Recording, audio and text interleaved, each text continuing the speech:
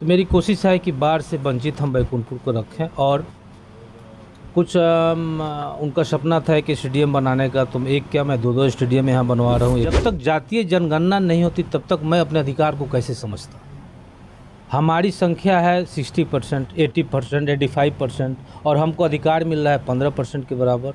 मेरी कोशिश हमेशा रहती है, एक एक काम में कोशिश रहती है कि मेरे पिताजी की जितनी अधूरी सपना थी मैं उसको पूरा करूं और यहाँ की जनता का जो सपना था, जो पापा जी जितना पूरा कर पाए और जो उनकी अधूरा सपना रह गया उसको मैं इन लोगों के माध्यम से उस चीज़ को मैं पूरा करने का कोशिश करता हूँ। मैं फरियाद लिखता नहीं हूँ, मैं जो आता है जिनकी समस्या होती है उनके सामने मैं जिस पदाधिकारी से रिलेटेड समस्या होती है उनको मैं फ़ोन करता हूँ और सभी लोग एक लड़का के समान मुझे मानते हैं, एक छोटा भाई की तरह मानते हैं, एक भतीजा की तरह मानते हैं। जिस तरह से अपने परिवार को लोग लेके चलता है उसी तरह से मुझे मेरे परिवार को लोग अपने साथ अपने साया की तरह लोग रखते हैं। तो इसीलिए हम भी रहते हैं, रम जाते हैं, हमको भी कहीं मन नहीं लगता है, नीलों के बीच में रहते हैं। नमस्कार, एक्सपर्ट न्यूज़ देख रहे हैं आप और मैं हूं रणधीर कुमार। एक्सपर्ट न्यूज़ की खास पेशकश आमने सामने में आज हमारे साथ में है गोपालगंज के बैकुंठपुर सीट से विधायक प्रेम शंकर यादव जी। सर बहुत बहुत स्वागत है आपका एक्सपर्ट न्यूज़ पे। चलिए, धन्यवाद आपको और आपकी पूरे टीम को मेरी तरफ से। सर कैसे हैं? ठीक है, लोगों की दुआ है। आपके पिताजी सर यहाँ सीट से 3 बार विधायक रहे हैं और यूँ कहे कि आपको राजनीति जो है विरासत में मिली है और आप पिताजी के सीट पे यहाँ से फिर से विधायक बने हैं, तो उनके अधूरे सपनों को पूरा करना कितना बड़ा चैलेंज रहा आपके सामने? देखिए, जहाँ मेरे पिताजी के अनुयायी लोगों का, जो भी मेरे पिताजी के शुभचिंतक सभी लोग हैं, जब इतने सारे लोग थे मेरे पिताजी के दूरदीन के साथी, सभी लोगों का प्यार स्नेह मेरे साथ रहा, इसलिए मुझे कहीं कठिनाई नहीं हुई। क्योंकि अभी जितना देख रहे हैं सभी लोग, तमाम लोग पुराने लोग हैं, सभी लोग 80 के दशक के लोग हैं, 80 से मेरे पिता परिवार के साथ हैं और इन लोगों का प्यार स्नेह हमेशा मेरे परिवार को मिलते रहा है, मुझे भी मिला, जिसका परिणाम हुआ कि हम इन लोगों के आशीर्वाद से इन लोगों का सेवा करने का मौका मिला मुझे। उनके अधूरे सपनों की जहाँ तक बात है तो मेरी कोशिश हमेशा रहती है, एक एक काम में कोशिश रहती है कि मेरे पिताजी की जितनी अधूरी सपना थी मैं उसको पूरा करूं और यहाँ की जनता का जो सपना था, जो पापा जी जितना पूरा कर पाए और जो उनकी अधूरा सपना रह गया उसको मैं इन लोगों के माध्यम से उस चीज़ को मैं पूरा करने का कोशिश करता हूँ। अपने पिता के बचे हुए कार्यों को किस तरह से आगे बढ़ा रहे हैं आप? वही तो मैं बताया अभी आपको कि इन लोगों का जो मेरे पिताजी का जो अधूरा सपना था और इन लोगों का जो अधूरा सपना था, यहाँ की जनता जनार्दन की जो अधूरा सपना था, मैं उसको पूरा करने का इन्हीं लोगों के माध्यम से मैं पूरा करता हूँ और इन्हीं लोगों से पूछ के करता हूँ कि मुझे क्या करना चाहिए। ऐसे कौन कौन से कार्य थे पिताजी के टाइम जो बच गया है जिसको पूरा करने में आप आगे बढ़ रहे हैं? देखिए, सबसे तो यहाँ हम लोगों का प्रॉब्लम था बाढ़ का। बाढ़ हमेशा आ जाती थी बाढ़ और मेरी कोशिश थी, मैं तो चुनाव में भी बोला था कि मैं जब तक आप लोगों का सेवक बन के रहूँगा मैं यहाँ बाढ़ कोशिश करूँगा कि बाढ़ यहाँ ना आए। अभी तक तो 3 साल हो गया बाढ़ नहीं आया और हर साल मैं 2021 में माननीय मुख्यमंत्री जी को भी बुलाया था। जब मैं पहली बार जीत के गया था उसके बाद मैं फर्स्ट बार मुख्यमंत्री जी से बात किया तो उन्होंने टाइम दिया, आकर सारे चीज़ को देखा, सब बात को समझा और उसके बाद से विगत हर साल यहाँ काम होता है, बांध पे काम होता है, बाढ़ निरोधात्मक कार्य चलते रहता है हमेशा। इस बार भी काम हो रहा है, फिर अक्टूबर में अभी टेंडर कुछ निकलने वाला है लास्ट में। तो मेरी कोशिश है कि बाढ़ से वंचित हम बैकुंठपुर को रखें और कुछ उनका सपना था कि स्टेडियम बनाने का, तो एक क्या मैं दो स्टेडियम यहाँ बनवा रहा हूँ। एक शाहपुर में सेंक्शन हो गया है, रेवतीत में भी हो गया है, रेवतीत हाई स्कूल में, और एक और सपना है उनका कि यहाँ की लड़कियों के लिए गर्ल्स कॉलेज की, तो उसमें हम लगे हुए हैं कि गर्ल्स कॉलेज के लिए ज़मीन कहीं से उपलब्ध हो, ज़मीन मिल नहीं पा रहा है, इस चीज़ के लिए हम लगे हुए हैं। यहाँ के लोगों से भी लगे हुए हैं कि आप लोग भी हमको कुछ सहायता कीजिए ताकि लड़कियाँ जो पढ़ने के लिए छपरा जाती है, गोपालगंज जाती है, यहाँ से करीब 60-70 किलोमीटर दूर पड़ता है, तो हमारे यहाँ के सुदूर इलाका के बहुत सारे गार्जियन हैं जो अपने बच्ची को दूरी की वजह से नहीं भेज पाते हैं या बहुत सारा सामाजिक चीज़ें हैं, सोच समझ के नहीं भेजना चाहते हैं कि इतनी दूर मेरी बेटी पढ़ने जाए। इस सारी बातों को ख्यालात में रखते हुए मैं चाह रहा हूँ कि एक यहाँ पे गर्ल्स कॉलेज खोले, इसमें मैं लगा हूँ। आपके क्षेत्र में हमारी टीम जब घूम रही थी तो हमने देखा, जैसे हमें मालूम चला कि आप अपने क्षेत्र में काफ़ी पॉपुलर है, जनता आपसे बहुत प्यार करती है। अभी यहाँ पे जब आए तो यहाँ भी देखा कि जन्मदिन अगर किसी का होता है तो वो लोग यहाँ पे केक कटवाने, आपसे केक कटवाने आते हैं। लोगों को इतनी मोहब्बत कैसे? देखिए, मैं पहले ही बताया कि मैं तो इन लोगों का हूँ। मैं तो अपने परिवार, पहले भी बताया कि मैं परिवार के लिए नहीं हूँ। मेरा परिवार यही सब लोग है जो मेरे पिताजी छोड़ के गए, और इन्हीं लोगों के सहारे मैं हूँ। और इन लोगों का प्यार और स्नेह ही है कि आज मैं हूँ, तो क्यों नहीं मैं अपना सब कुछ इन लोगों को दे दूँ। तो मैं अपना सब कुछ इन लोगों को, अपना टाइम, अपना टोटल जीवन है, अपन डेली का जो मेरी लाइफ है, सब इन लोगों के साथ रहती है। हर सैटरडे, संडे, मंडे 3 दिन तो मेरा जनता दरबार रहता है। कहीं भी देश के किसी कोना में रहें, लेकिन संडे को हम घर ज़रूर रहते हैं। और इसी तरह से जनता दरबार लगता है, सबकी बातों को सुनता हूँ। जहाँ दिक्कत होती है, जहाँ समस्या होती है, लोगों की समस्या को दूर करता हूँ, उसका निष्पादित करता हूँ। आप अभी यंग हैं, काफ़ी कम उम्र में आपको इतनी बड़ी जिम्मेदारी मिली है, आप यहाँ के विधायक हैं। कितना चैलेंजिंग है ये आपके लिए?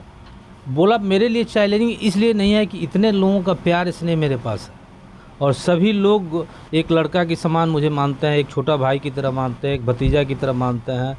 जिस तरह से अपने परिवार को लोग लेके चलता है, उसी तरह से मुझे, मेरे परिवार को लोग अपने साथ, अपने साया की तरह लोग रखते हैं। तो इसीलिए हम भी रहते हैं, रम जाते हैं, हमको भी कहीं मन नहीं लगता है, इन लोगों के बीच में रहते हैं। लोकसभा चुनाव नज़दीक है, किस तरह की तैयारी हैं आपके ज़िले में?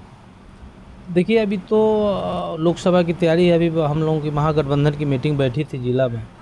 उम्मीदवार तय करना है शीर्ष नेतृत्व को, माननीय मुख्यमंत्री जी को और हमारे माननीय उप मुख्यमंत्री तेजस्वी यादव जी को।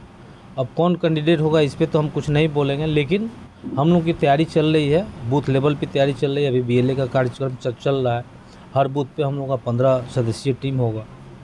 गठबंधन का अलग, जितनी पार्टियां हैं सभी पार्टी का अलग अलग टीम होगा। इस पे अभी हम लोग कार्य कर रहे हैं। क्या इंडिया गठबंधन से जो भी उम्मीदवार आएंगे गोपालगंज सीट निकाल पाएंगे, क्या लगता है आपको?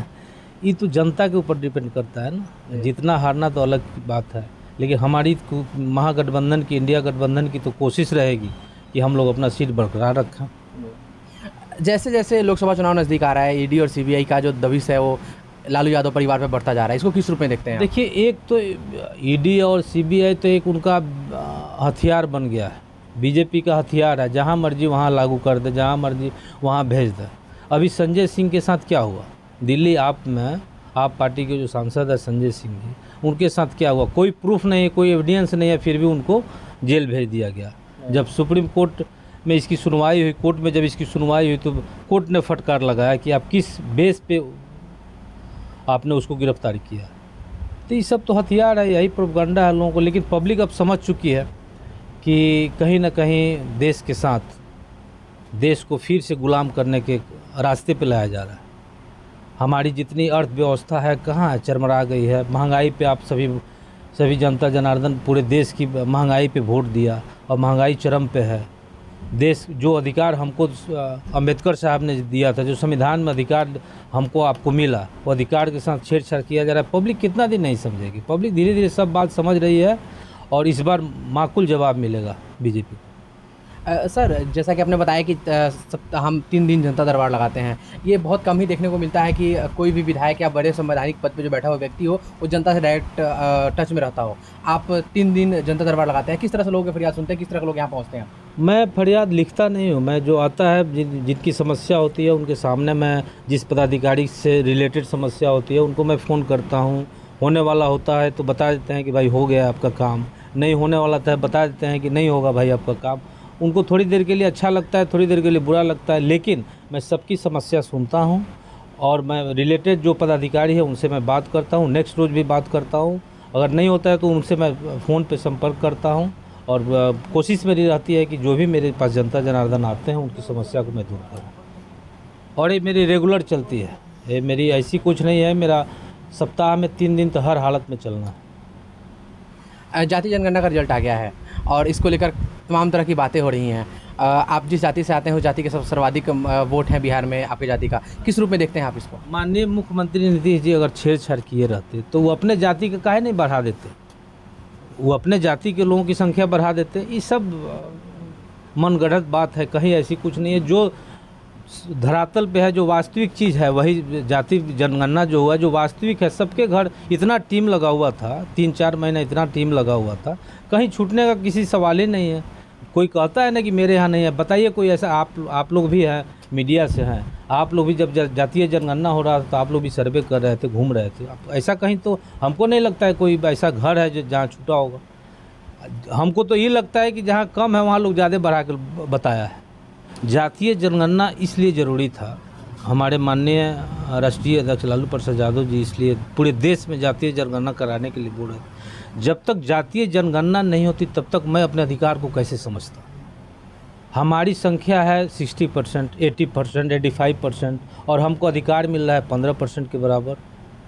तो जातीय जनगणना इस मायने में भी हमारे लिए, हम सभी समाज के लिए, जिसको आज के समय में जिसके अधिकार को दबाया जा रहा है, जिसके अधिकार को ख़त्म किया जा रहा है संविधान से, इस सारी बात को ख्यालात में रखते हुए जातीय जनगणना ज़रूरी है कि मैं अपने अधिकार को समझूं कि हमारी इतनी जनसंख्या है, हमारी इतनी अधिकार होनी चाहिए, इसलिए जातीय जनगणना ज़रूरी है पूरे देश में। एक्सपर्ट न्यूज़ के माध्यम से जो आपके क्षेत्र की जनता आपको देख रही है, क्या कहना चाहेंगे उनका अंत में? मैं तो यही कहूँगा आपके चैनल के माध्यम से कि मैं आपका सेवक हूँ, आपका बेटा हूँ।